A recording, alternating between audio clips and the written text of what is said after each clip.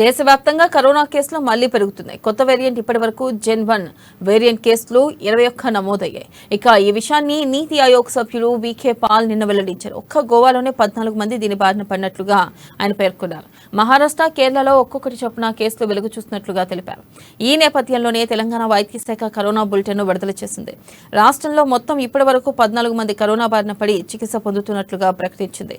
అయితే ఈ క్రమంలోనే కొత్తగా మరో 6 కేసులు నమోదైనట్లుగా వెల్లడించింది. ఈ కేసులన్నీ హైదరాబాద్ పరిధిలోనే ఉండడం గమనార్హం. ఈ నేపథ్యంలోనే కొన్ని కీలక ఆదేశాలను జారీ చేసింది.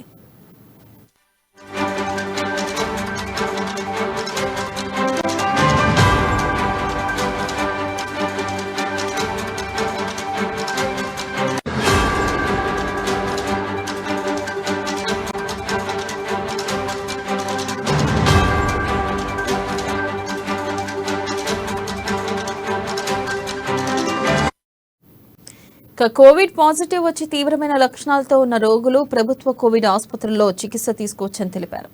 ప్రభుత్వం కరోనా పరీక్షలు, రోగులకు అవసరమైన సదుపాయాలను అందించేందుకు సిద్ధంగా ఉన్నట్లుగా వివరించింది.